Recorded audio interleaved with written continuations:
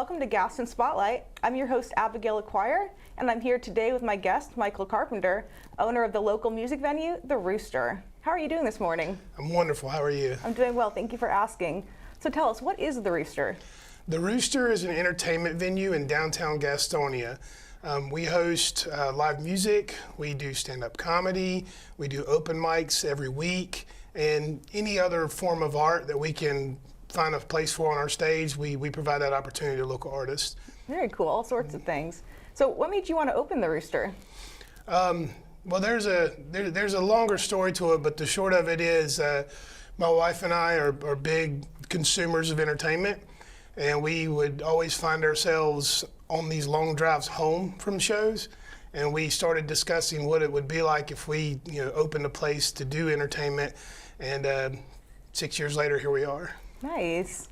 So why did you choose the name The Rooster? Yeah. The Rooster is kind of a tip of the cap to one of my favorite and most influential bands, Alice in Chains. Okay.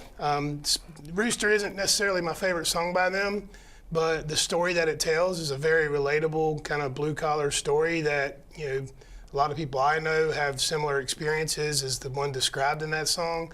So yeah, there's a long story how I came to it, but really it's just kind of a tip of the cap to one of the bands that influenced me. A little homage. Yeah. Very cool. So what sort of talents has performed at The Rooster so far? Man, we've had everything. Yeah. We've done heavy metal, hard rock, jazz, R&B, hip hop, country, the acoustic songwriter. We've done stand-up comedy.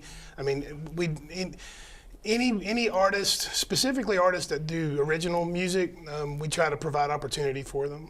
Very cool. So I know The Rooster has a podcast, Rooster Radio. What can you tell us about that? Rooster Radio started as a way to stay relevant. When I came up with this idea, it was pre-pandemic, and I bought the property and started working on getting open, and then the pandemic happened and kind of shelved the project. So my daughter's sitting there doing school on Zoom, and I thought to myself, well, maybe this is a way to kind of keep this thing in front of people, because we had started to build a bit of a following and audience, so to speak. So I called up a buddy, asked him if he wanted to host the show, and we just started asking local artists if they would like to be on this podcast, and it kind of snowballed. It started out with us doing it on Zoom, then over time people started coming to the house, and we started recording in my home office.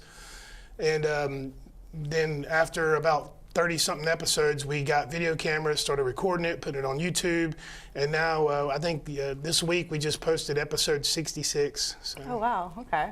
So you're obviously very passionate about this. What's your dream for The Rooster? Oh man, the dream is The Rooster. Getting here was such a difficult road. The dream is coming true. Long-term goals, though, I would like to still be doing this, providing opportunities, 10, 15, 20 years down the road. If we can springboard some careers, that would be great. Providing an opportunity in a space like this for artists to kind of work their craft out and put together a really good show, and then, down the road, they find themselves touring the country, touring the world, getting, some record deals, that kind of thing. If we can help people springboard careers like that, then I will have accomplished my goal. I love that, promoting local talent. Yeah. So how's business been since you opened? Up and down. We've had nights where we've completely sold the place out, and then we've had nights where there were 2 people in the building. It's very, very unpredictable. It's hard to know what people will show up for, but overall we're doing well. I mean, we're not, for a brand new business, not to get into the particulars of it all, but for a brand new business, we're doing all right. Yeah, I'm really glad to hear that. Yeah. And what sort of events do you have coming up? So this week in particular, we've got an acoustic show on Friday. We've got Chris Free and Medicine Crow on Saturday. Okay. Next week, we're doing a stand-up comedy show that's a once-a-month residency. There's a comedian from this area, and his name's Ray Money. Shout out to Ray Money, wherever Cameron.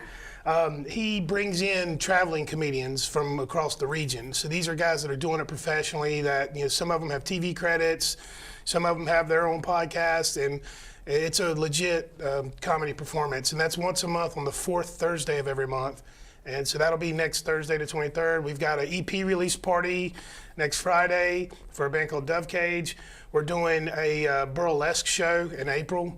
Then in May, we're doing a male review show. Hell yeah, nice. Yeah, we've got so much stuff coming down. We do a vendor market twice a month. Okay. Where local, again, it's not just music, it's all artists. So twice a month we let local vendors, sometimes it's handcrafted jewelry, or it's paintings, it's all different types of artistic talent comes in here. They'll rent a table, and then people can come in and shop and buy their stuff. So. Nice. So you literally have something for everybody, don't you? That's exactly right. Love that. Yeah, that's kind of my mantra, something for everybody.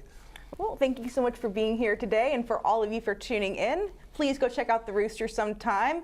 Thank you for watching, and I hope you guys have a great day.